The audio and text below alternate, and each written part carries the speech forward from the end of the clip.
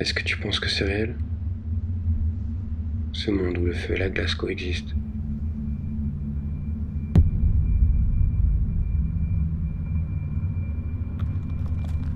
Ce pays exerce une force d'attraction sans pareil. Chacune de ces vibrations vous transperce avec la puissance d'un séisme, et vous vous retrouvez là, sans réellement avoir compris comment, à son épicentre.